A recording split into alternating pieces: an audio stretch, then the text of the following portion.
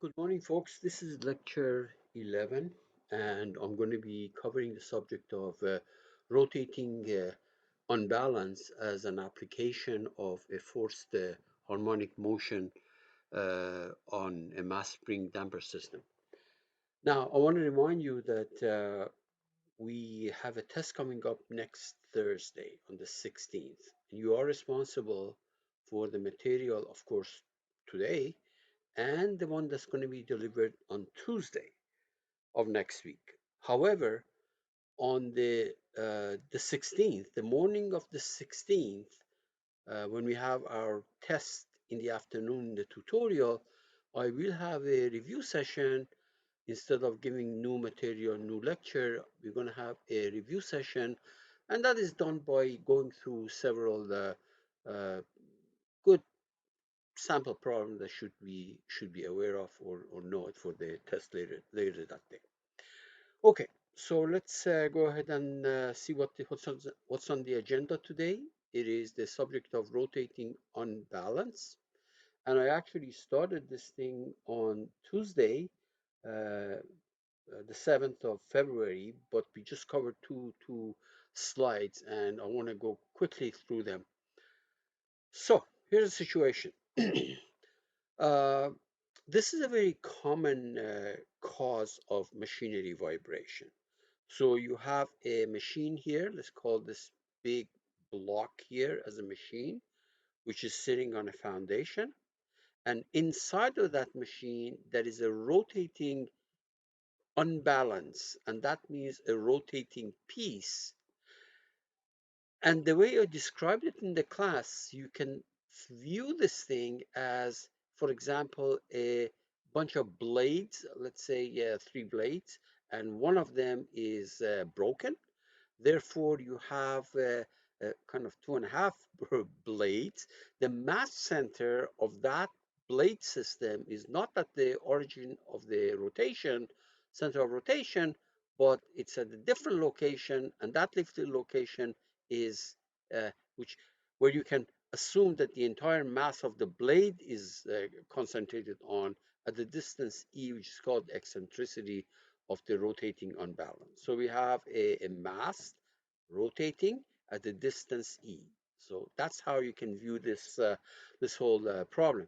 And this is all sitting on a obviously properly designed foundation, and foundations or supports or let's call it absorbers, vibration absorbers is a combination of a spring and a damper. Okay, this can be a rubber floor matting, which can be viewed as both acting as a spring and as a damper. Now,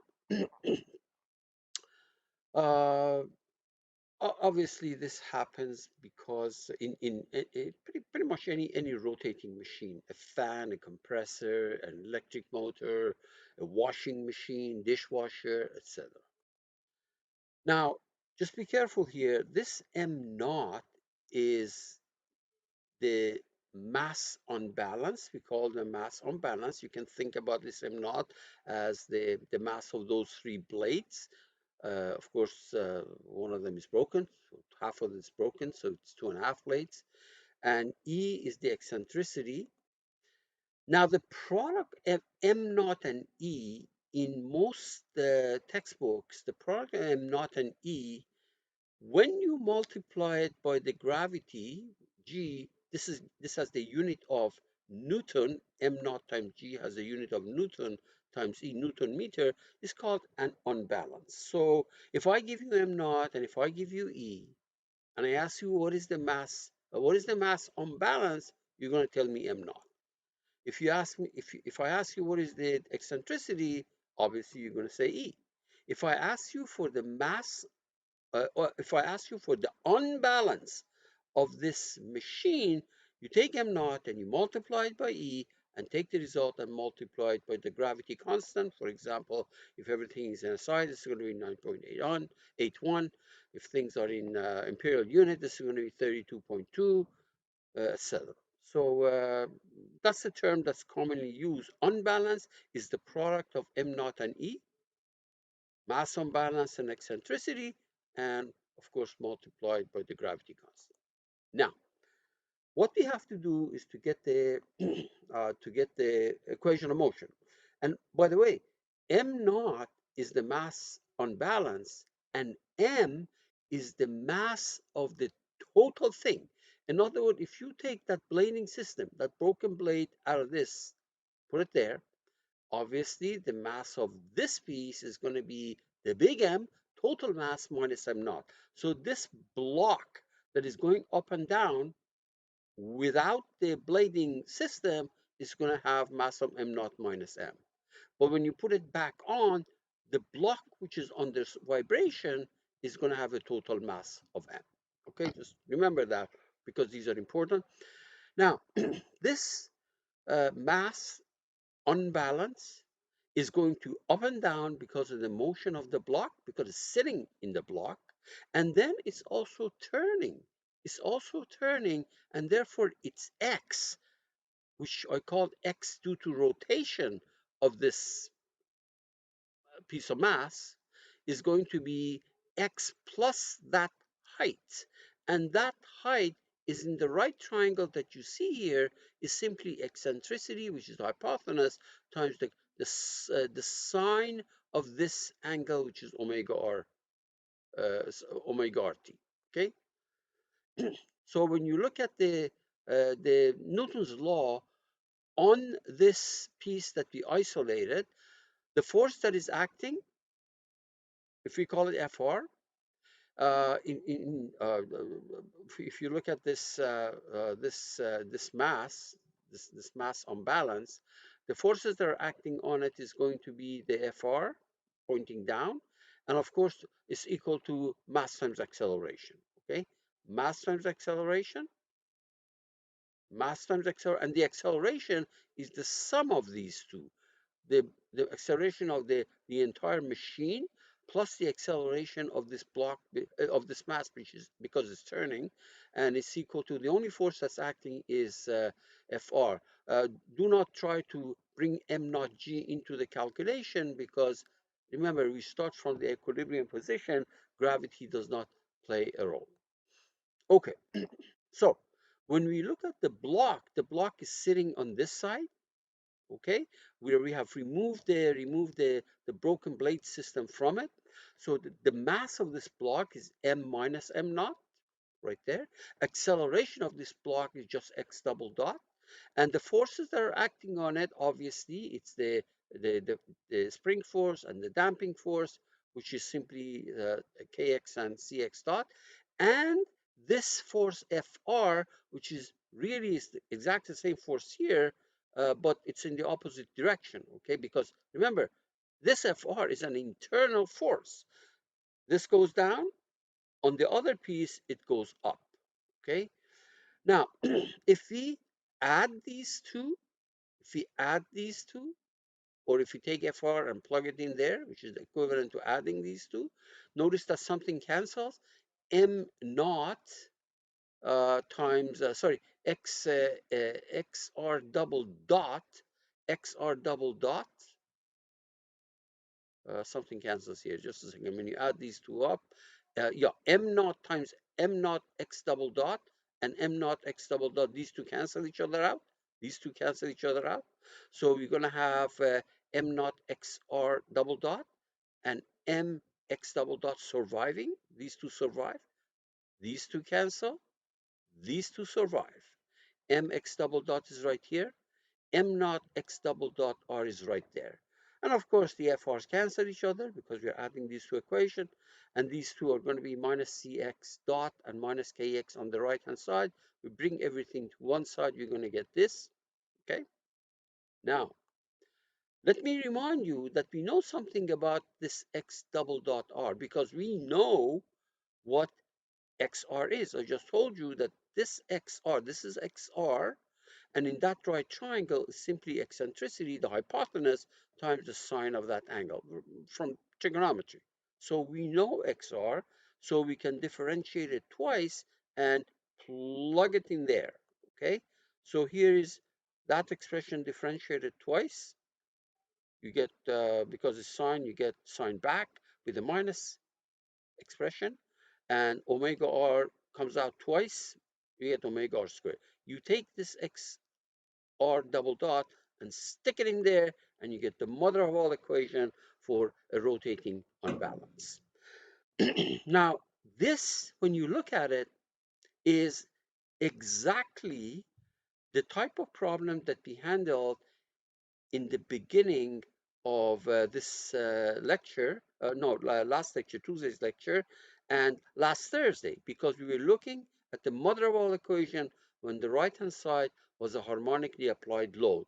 This we called F naught there, because I said that don't worry about where F naught is coming from. It can come from different sources. It can from a base excitation, which we did on Tuesday, and it's happening in the rotating unbalance, and it just happens to be this times sine omega rt.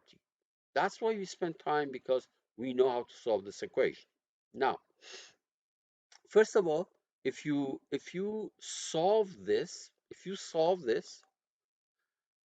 you're going to get a solution, particular solution, which is an amplitude big X times sine. And the reason you get sine, because the right hand side, the force on the right hand side is sine. If this is sine, this is sine. Same frequency. There's a time delay. There's a delay there, phase angle, and the reason we have a damper. So the moral of the story is that this equation has a solution which looks like that, and the force, just look at the force, is going to be this, and if it's not obvious, we're going to get it. Actually, we're going to get that. Okay. Okay, we're going to get that. Now, uh, when you look at the stuff that we did on Tuesday, you see that for a harmonic, for equation like this, the one that is on the other page, with an f naught being that m naught e omega r squared, there's your f naught, and sine omega rt, the force transmitted to the foundation through the these are things that we have already done. The amplitude, the amplitude of this particular solution, is right there. Okay. And if this is all written, you see, this x we already have discussed it when we did the first part of the chapter, when it was just a harmonic force acting on the right side. Except that this thing, and I show you why this is actually the same thing that we have done before, because it's not quite obvious, but the amplitude is that expression. Okay, I will show you why this is the case, because it's just a matter of writing things down. And what do I mean by writing things down? Just think about it. Just look. R squared is omega r over omega n squared. You really have to write it down. R squared is omega r squared over omega n squared. Now notice that omega r squared is going to end up getting combined with this, okay? And omega n squared is going to be multiplied by n, by m. But omega n squared is k over m. So that's why you're going to get stuff like big X equal to m naught e omega r squared over k. And that is the kind of thing that we actually, or f naught over k, that is the kind of thing that we did in uh, 2 lectures ago. Okay. There, it's right here. I just rewrote this expression, so that things are non-dimensionalized. Okay, see this combination without the r squared, I divided ft by it, so this is like ft divided by some uh, some reference force, okay? Which when we did, we covered the stuff. We called it F naught, okay? And there is an R squared here that pops up there. So remember, this is a mistake that should be signed, but it doesn't matter. Now, I also pointed out to you the unbalance generally is m naught times E multiplied by G, okay? M naught itself is unbalanced mass, but when you multiply it by E and you multiply it by G, M naught times G is a unit of force, so Newton meter, this is called unbalance. Okay, so there's some observations here, and we're going to do several examples later on. First of all, the maximum deflection is less than or equal to 1 for any damping. Just look at uh, uh, for any damping bigger than 1. So if you look at the value of the damping, just look, 0 equal to 1, the height is less than 1. So the deflection, non-dimensionalized, normalized magnitude is less than 1, okay? Now it says that, it also says that the increase in amplification factor is can be eliminated by increasing the damping of the system. So if you don't like these bumps here, if you don't like these peaks, increase the damping. And at some point when the damping is high, you use a very strong damper or dashpot. Eventually these bumps are going to go away, and this amplification is going to be below 1. The problem is that it is not feasible, or it may not be practical to have a very high damping, okay? Very high damping. Now, let me remind you that this sigma equal to 1 is actually, there is no oscillation. This is the case of critical damping, right? No oscillation. So that may not be possible. Now, if running frequencies of the motor, which is where R is much bigger than 1, and although you're way on the side, it doesn't matter what damping ratio you have, okay? Well, even if we have 0.707, you have 0.8, you have 0.9, etc., they're all pretty much the same height, okay? So that's what this is saying. For large values of R, all magnitude curves approach unity. We know that, we can see that. And therefore, the choice of the damping ratio or damping coefficient, damping ratio, is not critical. They all do well, okay? Now, this can also be explaining the concept of your wheels being unbalanced. You remember, you take your wheels to Canadian Tire, they add these masses to the rim, okay, and they do a testing. This is just to make sure that the unbalance is not big enough to cause severe vibration. So that the purpose of adding those rings, or those masses to the rim of uh, your wheel, is by actually trying to adjust the unbalance, okay, or counteract the unbalance, so that the amount of vibration is reduced. All right. And once again, R equal to 1 is a problem. We know that. We just look, R equal to 1. If there is a minute amount of damping, can be problematic, and this is the worst case scenario that we have to design for, okay? And in the case of, for example, you drive a car where the speed of the car causes the shock absorber to operate around resonance, then you see that the car starts vibrating and you can feel it in the steering wheel, all right? But if you accelerate, make the speed larger, or make it, or go slower, then of course that vibration goes away, because you're trying to you're staying on either side of the peak. You're not at R equal to 1.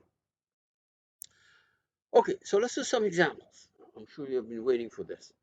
Okay, for the rotating machine shown, it is observed that at resonance, when R is equal to 1, the maximum deflection is zero 0.1 meter, 10 centimeters. And through experiment, we have found that the damping ratio is 0.05. So we know the maximum, we know big X, this is big X at or equal to 1 at resonance, right there. And we know zeta equal to 0.05. We also know that the ratio of m naught over m is 10%. Remember, m naught is the mass of the unbalance, m is the weight of or the mass of the machine, the whole thing. We know that that ratio is 10% of 0.1. So think about it as a broken fan system, the broken blades, one of them, and the fan itself. You look at the weight of the or the mass of the blade system over the mass of the fan without the blade, it's 10% smaller. So that's what it means. Okay, first of all, get the E. So out of the X, big X, and the fact that R equal to 1, and the fact that psi equal to 0.05, and the fact that m naught over m is 0.1, 10%, get the unbalanced mass. Get the location of the unbalanced mass, and I'll get the eccentricity, okay? And find out if we want to actually reduce the deflection from 0.01 from 0.1 to 0.01 at resonance, how much more mass do we have to add to the system itself? By how much do we have to increase this machine's mass so that that big X becomes 0.01 at resonance? Okay? So first of all, at resonance, at R equal to 1, you look at this as general expression. When R is equal to 1, this term goes away. R squared becomes 1, and this R is 1. So it's so nice. M big X over M naught E is 1 over 2 psi. I have zeta. This zeta I have. I have M over M naught. I'm given X. I can find E. So there we are. This is 10. M naught over M is 10%, which means 0.1. M over M naught is 10. X is given to me at 0.1. Zeta is given to me is 0.05. And when you solve this thing, at resonance R is equal to 1, that's why these things go away, and all you get is 1 over 2 zeta E equal to 0.1. So the mass center of that rotating part is actually 10 centimeters away from the center of rotation where it's mounted on the machine. Now, if you go back to part B, it's saying that, okay, at resonance, we want this big X to be 0.01, not 0.1, 0.01. How much do we have to increase M by so that actually for that same E, obviously E is the same, how much do we have to increase M so that this equation holds? So let's think about it. M plus delta M, we want to increase M by somehow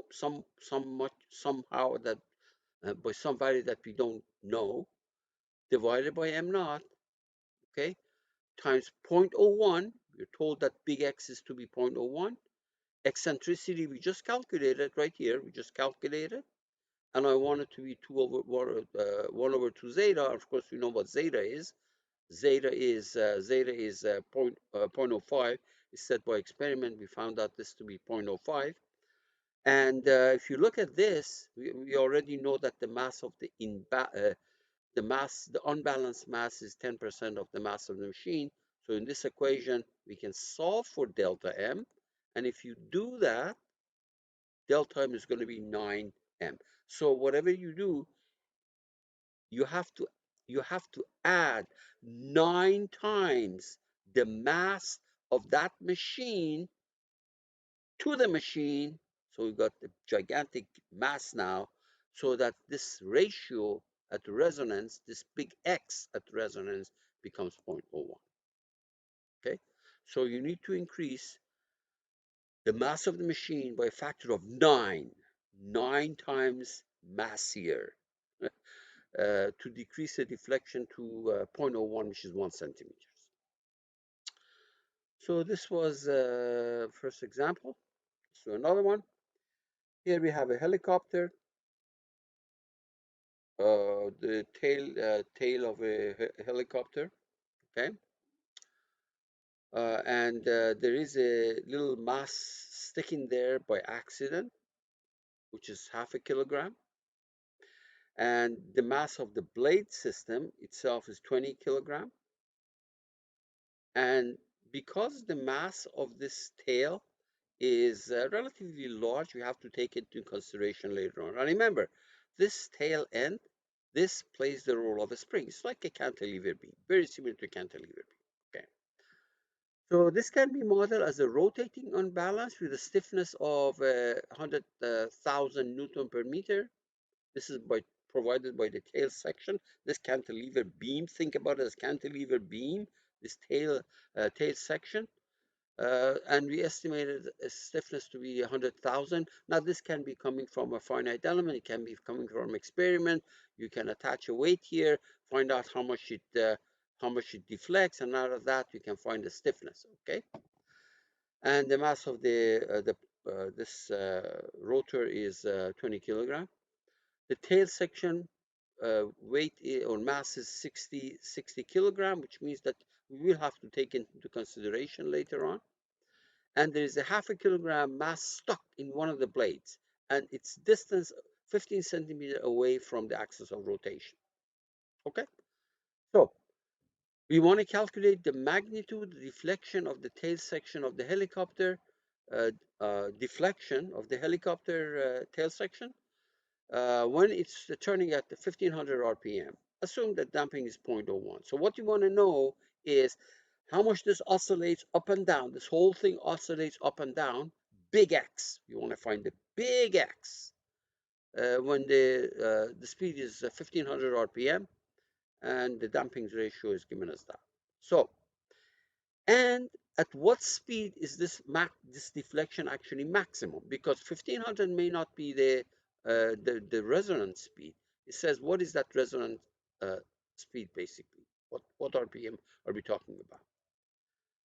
Now the tail section is a massive. It has a massive section, and therefore its mass should be taken into consideration. Remember, in the cantilever beam, the mass of it, we took 1/3 of it into consideration when we could not neglect it. Okay. So first of all, the natural frequency of oscillation of the system is the stiffness that's given to us 100,000 divided mass of the rotor, which is 20 kilogram, and the mass of the tail section is also taken into consideration, 1/3 of it. So you just plug this thing in, and keep in mind this M is the total mass. That means the rotor plus this thing that's stuck to it. Okay, this M here, if you go back to the stuff that we did a few slides ago, this M is the total mass, which includes the point, which you have to include 0.5 to it. So 20 for the rotor plus 0.5, 20.5, and then plus the mass of the tail section. And this works out 49.6. And out of that, I mean, first of all, before I go and do this, let me remind you what you're doing. Basically, the tail section is modeled as a cantilever beam, and there is a mass 20 kilogram here plus 0.05, 0.5. So this M is 20.5, 20 plus that, okay? And basically we're in a situation where we can apply our formulas to the state section. We take 1/3 of the mass of it based on what we did 2 weeks ago. All right. Omega R 1500 RPM is going to come out to be 157 rad per second. We can find R, the ratio of this number over the natural frequency that we calculated a few minutes ago. It was 3.16. And now we go and stick it in the amplitude equation. So what do we know? We know M. This M is 20.5. You know that. This M is 20.5. This M naught is 0.5.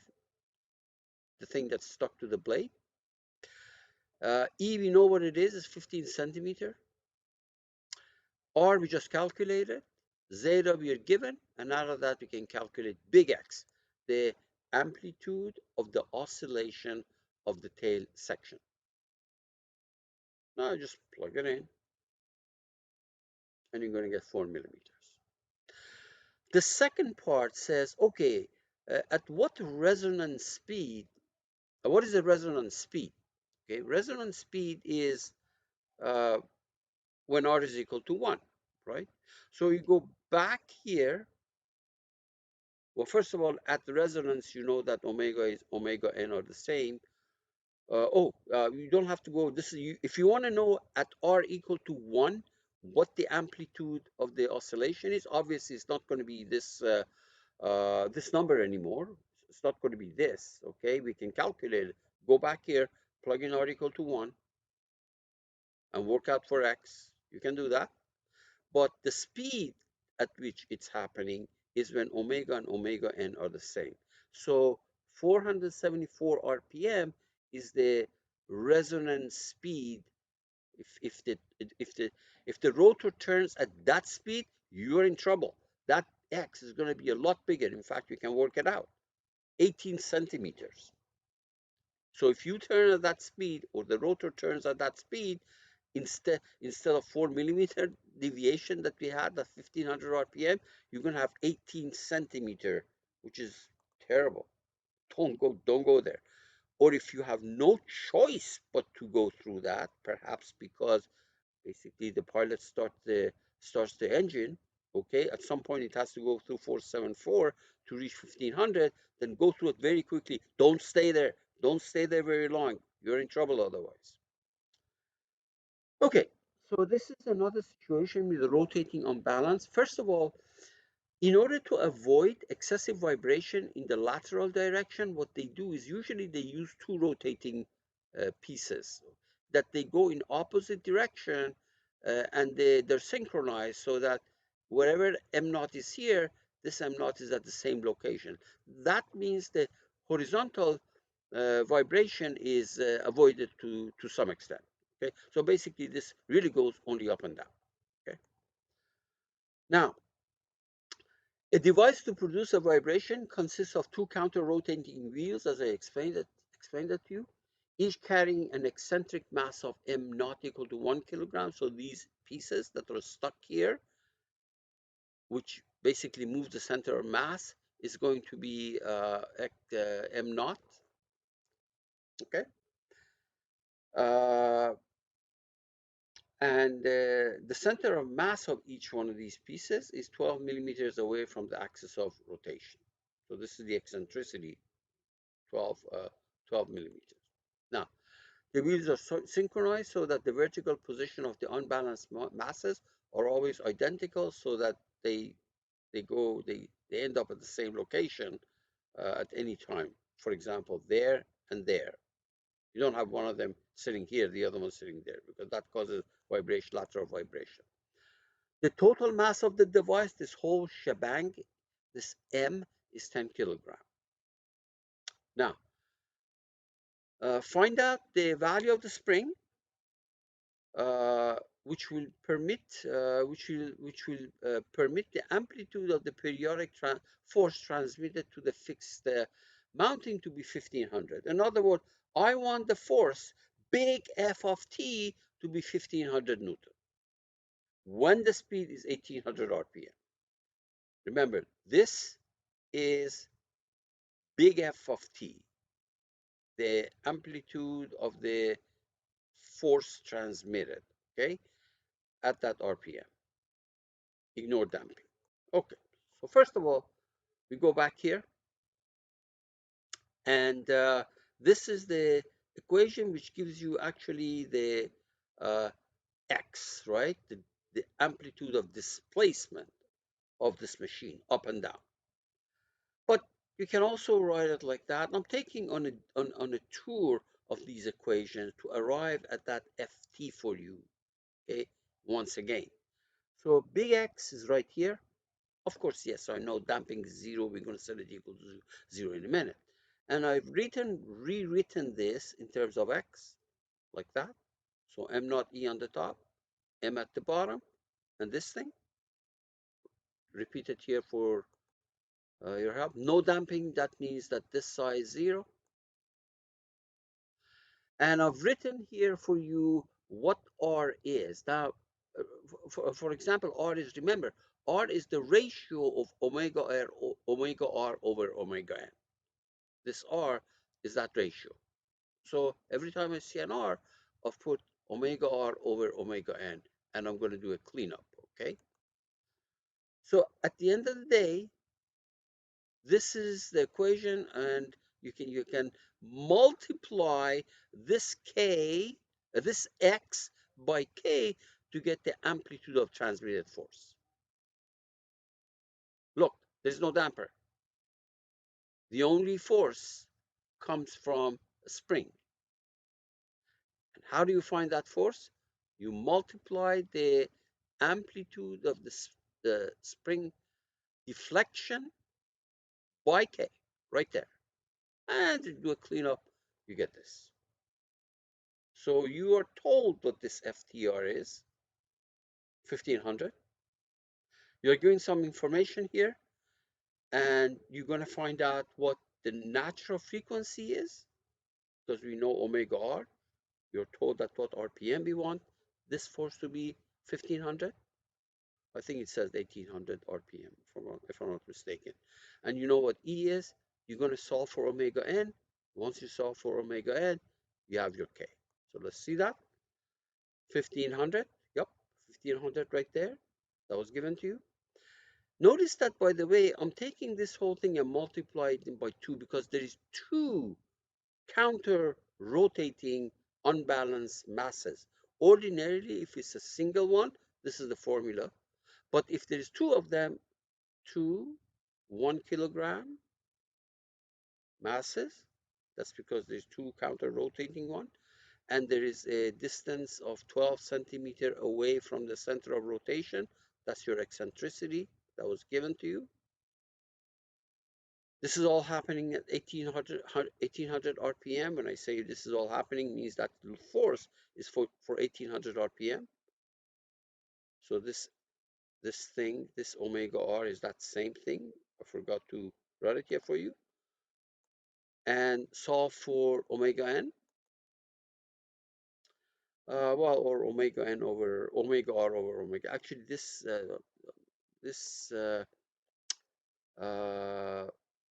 yeah, okay, that's fine. It's fine. It's fine. So you put an omega r here, but we know what omega r is. But this is solved for that ratio, okay? So just plug it in. It's an example that I've taken out of Inman, and I don't really like the way this is set up. I'd rather just put for omega r this value 1800 RPM, converted to radians per second, solve for omega n, and once you have omega n, get the k. But unfortunately, Inman decides to do this for you. Okay, fine. So you get the value of k, 227 or 823. Both of these will be creating that force 1500 at 1800 RPM. We want to do another problem, which is due to this guy called Francis. He is the inventor of Francis turbine. That is how a Francis turbine looked like, right there. See these people? I used to work for a company in Montreal, which we were making these things, part of General Electric. I think they sold it to some Swiss company now, but they were making these things, okay? And this is a Francis turbine, but there are other kind of turbines. Remember, this is attached to the shaft, and water comes out from a dam. It goes through these passages, make this thing turn, the shaft turns, and it generates electricity. Hydro-Quebec, or Ontario Hydro. This is called a Pelton turbine. So the water hits these buckets and make this thing turn. The shaft goes like that. And this is called the Kaplan one. fewer than these. Okay, I think these are more efficient. But anyway, this is the other option. The water comes through these passages, make this thing turn like an airfoil, and the whole thing turn, and the shaft turns and generate electricity. So we're going to do a problem related to uh, uh, Francis turbine. This is an example out of Rao, I think. Rao is a good book too. Now, here's the situation. The water comes in, it goes through the passages of the Francis turbine, make this rotor turn. The rotor takes the shaft with it, okay? And the water comes from this other end. Water goes in, water comes out. Now, there is a clearance between this stator and the blades of the Francis turbine, 5 millimeters. There's a gap there, so they better not touch. Okay? In other words, when this thing vibrates, this will vibrate like a cantilever beam right there. See that? A cantilever beam, and the mass attached to it, and this vibrates back and forth this way. It better not hit the edges. So we want to make sure that big X, which is the amplitude of vibration of this mass attached to that cantilever beam, big X is less than 5 millimeter, because if it does hit it, it's going to fall apart. Okay, there's going to be a lot of squeaking and sparks and stuff like that, erosion, wear, etc. And for any speed, any RPM between, I believe 600 and 6,000, it says 600 and 6,000. Where is this? We get down to 600 to 6,000. We want to make sure that this stays clear. This 5 millimeters stays clear. Now, obviously, because of the manufacturing flaws and things like that, there is going to be some imbalance, and that is the reason actually this thing will vibrate back and forth. Just a rotating piece, right? And what we're supposed to do is to let's see. Let me see now. We are supposed to uh, determine the diameter of the shaft. This thing, diameter of the shaft, so that that big X, that big X will be 5 millimeters or less. Okay, a couple of things here. It says that the rotor says that the rotor mass is 250 kilogram, and there is an unbalance. That means m naught times E times G is this number. So the reason I wrote it like that, I wrote the G separately here so that you can see what m naught times E is. M naught times E is this 0.001. That's given to us. Okay? Yeah, so our job is to determine the diameter of the shaft. Determine the diameter of the shaft so that the rotor is always clear from the stator for any speed between these two. Now, this is a relatively simple problem to do because uh, first thing you convert the RPM into radians per second, and then this is the equation that we have to use, right? Because this 5 millimeter is that big X, okay? M naught E is given to us, is that number, 0.005. M is given to us, is 250. When you decide on the speed omega, or omega R, we use it interchangeably, you can find R, okay? Except that you don't know omega n. You can find R, but you still cannot find this thing that you're looking for, because to find this thing that you're looking for, diameter of that that diameter will give you after some calculation the stiffness of the spring. This diameter will give you the stiffness of this shaft, which acts as a spring. Okay, so let's move on. First of all, no damping. Assume negligible damping. That makes our job a little bit easier. Your R is 1. This first term goes away. Oh, sorry, no, not R is 1. What I meant was zeta is 0. Zeta is 0. No damping. Zeta is 0. Okay? Looks like that. And you plug in the stuff that's given to you. M naught E is 0.005. The mass is given you is 250. The mass of the rotor is given to you.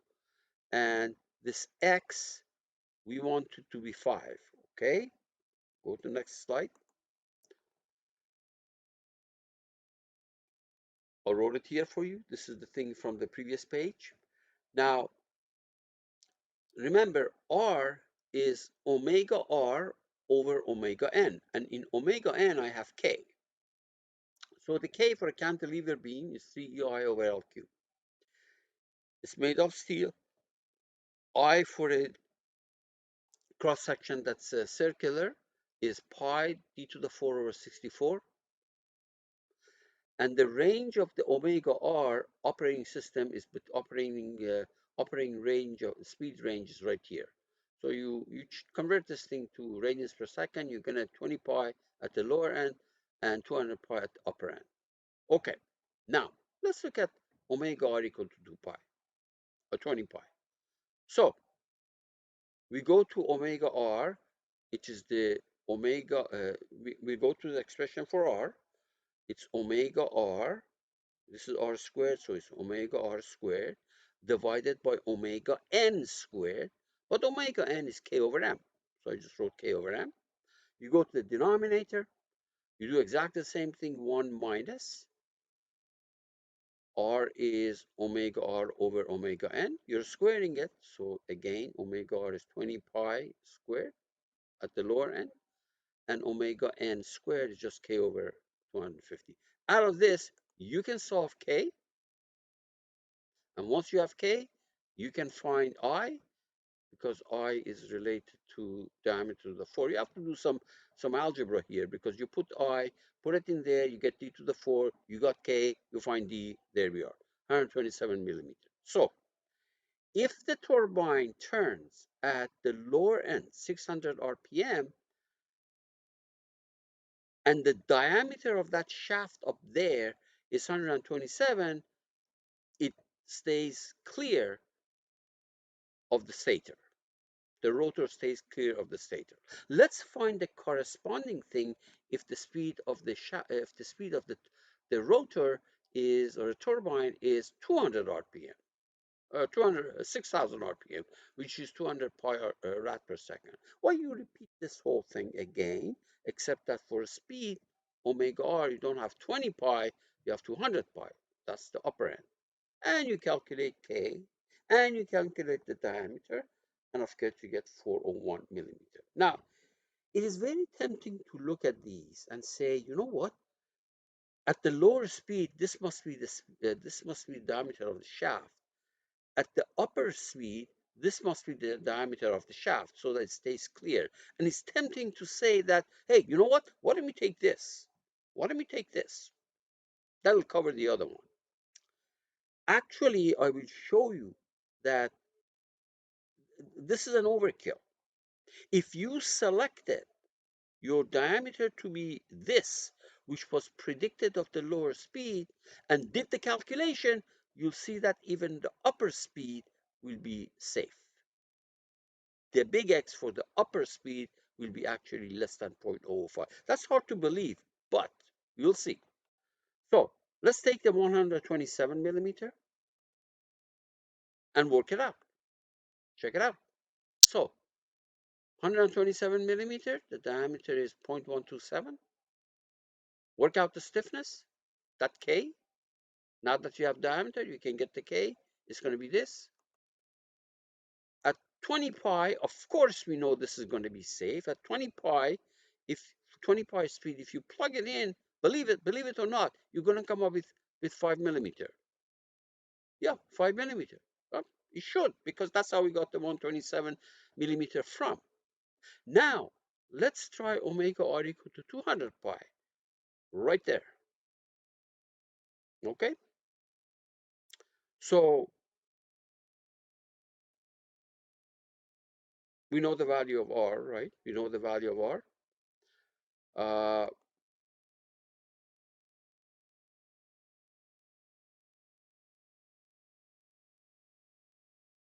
we know the value of omega. We know the value of R. Plug it in here. We know that 200 pi is omega R divided by omega n. Work it out. That K is, uh, this K, I'll be a little bit careful here because I think I've screwed up in writing some of these for you. So just 1 second. We know the value of K. This is the value of K. 427 millimeter. This is the value of K. I take this K and put it in there. See that? This is the K that I'm using. 427 millimeter diameter. I take this K and put it in there and work out this number. It becomes 0.02 millimeter. So at 6,000 RPM, the clearance or the maximum deflection of the turbine is 0.02 millimeter. You know, this is what happened. You took the thing that came out of 600 RPM, that diameter, worked out the stiffness, and checked the stiffness even for 6,000 RPM gives you a deflection which is well less than 5 millimeter. But you want to take the bigger one, a diameter of the shaft which is almost 4 times bigger, you can do that. Believe it or not, it's going to be safe for both cases, but it was not necessary.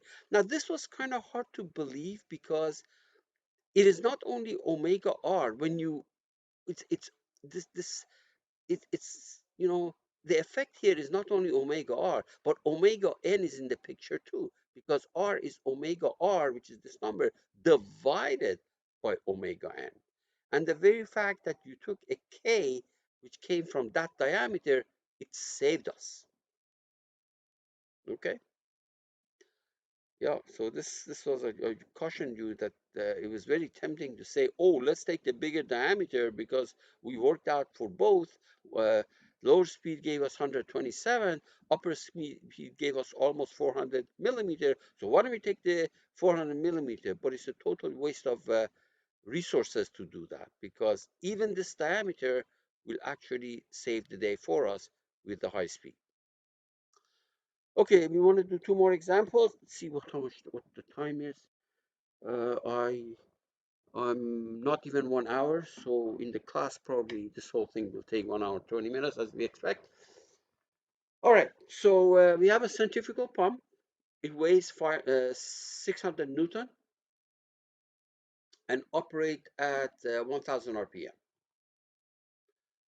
This is the weight of the pump, which of course we're going to convert it to mass, and it operates at 1,000 RPM. It mounted on 6 springs, each of them stiffness of 600 Newton, not pounds, okay. Uh, each stiffness is 6,000 Newton per meter, and there's 6 of them. What you want to know is find the maximum, the permissible unbalance. Now remember, unbalance means M naught times E times G, okay? In order to limit the steady state deflection to 5 millimeter, peak to peak. A couple of things you have to note here. First of all, this is the weight, so you convert it to mass by dividing out 9.81. There are 6 springs, so 6 times 6,000. Natural frequency of the system means the pump and the damper and the mass, okay, is K over M. Now remember, damper does not come into a calculation of natural frequency, okay? Natural frequency depends only on K and M, no damping involved in calculating omega n. So 36,000 divided by the mass, you get this. The operating speed is 1,000 RPM. converts to that. So the R associated with this problem, okay, is omega over omega n equal to 4.32. Now, we're going to ignore damping because there is no information on damping given here. Let me, eventually you'll see that uh, we will uh, we will set z equal to 0 eventually. But I want to take you on this tour. We know this much we know. Just watch the slide earlier. You have x like that. Sometimes it was written as x or uh, m times x over m naught e, no, when it was non-normalized, when it was normalized. Okay. Now notice that I can take this r squared and pull it out. So I get 1 over this. And remember, r is omega r over omega n, or omega over omega n. So I have replaced this r squared with omega squared over n squared. Notice that this product is k. This is k. This is k. Okay? And this thing is your F naught. Think about it as F naught, the stuff that we did two weeks ago, almost 2 weeks ago. F naught over K. And that looks like the familiar thing, F naught over K. And there is no mention of damping here, so we're going to set psi equal to 0. And this is what we've got. X equal to m naught E omega squared over K. 1 over 1 minus r squared. This is what we call F naught, okay? Some reference. So basically, think about it as this. I don't like the word static, but here, think about it as a static force divided by k is going to give you displacement, right? Displacement equal displacement times something that doesn't have unit. Okay, so I wrote this. Let's see what we know here. This is what we want. Actually, it's not this what we want. We want this multiplied by g.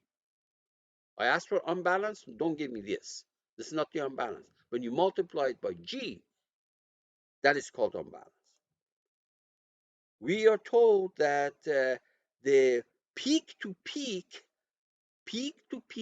amplitude is 5 centimeters. 5, was it centimeters or millimeters? Let's see for a second. Let's go back here. Peak to peak, 5 millimeter, right there. Okay. So peak to peak means the amplitude x is half of that 5 millimeters. So that's this number. 6 springs, right? 6 times 6,000, 36,000. And let's see now, what else do we know here? We are told that we just calculated the value of R because the operating speed was given, the omega n was given, so it's right here, and this is the operating speed of 104. What is the unknown here? M naught E. We calculate for M naught E, multiply it by G, give it to me as the answer. M naught E is this, multiplied by G. When you multiply it by G, this becomes kilogram times G, which is Newton basically times meter. This is the answer to this problem. We have an air compressor weighing 1,000 pounds and it's operating and at 1500 RPM is to be mounted on a suitable isolation platform. Now we have several choices. We have a helical spring with a stiffness of 45,000 pounds per inch, or another type of helical spring which is 15,000 pounds per inch, and a shock absorber whose damping ratio is psi equal to 0.15. These are available for use. There's a typo here. Now we want to select the best possible isolation system from the options below. And I'll show you what the options are. But before doing that, let's actually do some conversions here. 1,000 pound, if you divide it by 32.2, you get the unit of mass in slug. But since everything else is in inches, we multiply 32.2 by 12, you get 386. So if we take 1,000 divided by 386, you get this unit of mass, which is called slinch. Now, the speed is 1500 RPM. It's right there. Converted to radians per second is this. And I want to take you on a short tour of the formulas that we have been using for rotating unbalance. And I mean, obviously, this is a rotating unbalance problem, but you're not given the unbalanced mass, you're not given eccentricity. However, if we had them, it would be this, okay? And if we don't have them, we treat this thing as, F naught type of a thing. But anyway, let me go ahead here. This is from the rotating unbalance. You multiplied both sides by that to get the force. You can see that transmitted force, because after all, we want to find the one that transmits the force as small as possible. I wrote this thing like that, but notice that the definition of R is omega over omega n squared. So actually this cancels the omega n squared. If I write this thing as omega over omega R, cancels and you get omega squared here. So this two, when multiplied together, is actually omega squared. Okay, so let's do one last thing. That whole thing, because we don't have specific information about M naught and E, etc., this whole thing is, we can call it F naught. And this is the kind of thing that we had back in the beginning of this chapter, which we started talking about the force transmission in a, uh, uh, uh, harmonically loaded fixed base. Okay, you can look at this thing as a fixed base. The machine, the compressor is sitting on a fixed base. The base is not moving. This is not the base excitation problem. Okay, good. So we're given, let's take option one of these springs, 45,000, no damping. Okay, so natural frequency is given K over M. Just plug it in. The stiffness is just 45,000. Or you calculate the operating speed over the natural frequency, and you plug the stuff in here. Okay, so you know the value of R is right there. F naught, whatever it happens to be. I mean, it has to do with the stuff, right? But we don't care because they all have the same F naught. Just work it out, it's 2.386. Now, let's try taking two springs like that, no damper, and repeat that whole calculation. Of course, because you change the stiffness, natural frequency changes, your R changes, plug it in there, you get 344 F naught. The other option is to take one spring 4500 and a damper, 0.15. Natural frequency, obviously, is going to be the same as case one, 45,000. Divide the same mass, you get the same frequency, natural frequency. The ratio is going to be the same because the speed, the operating speed is not changing. And you plug it in this ugly expression because now zeta is not zero. The 0.15, work it out, you get F naught times 1.9282. Last thing is to take two of these, actually, mm, yeah, two of these, and uh, the damping 0.15. There are other options, but of the four that I'm giving you, the calculation will give you these. First one, second one, third one, fourth one. Which one has the lowest force transmitted? And it's this. So this is the best option of the four. Notice that I did not even use the one that said 15,000. I mean, there's so many different designs that you can try, and eventually you pick them. But this doesn't mean it's optimum, but of the four that I may have in mind, this one is the best. Use one spring, one damper. Of course, the spring being 45,000 pound per inch. We haven't even considered what happens if we use the 15,000 pound per inch spring. Okay, that took care of the lecture today. Remember, you are responsible for material on Tuesday, but Thursday's morning is not going to be new material. We do a bunch of problems. See you then.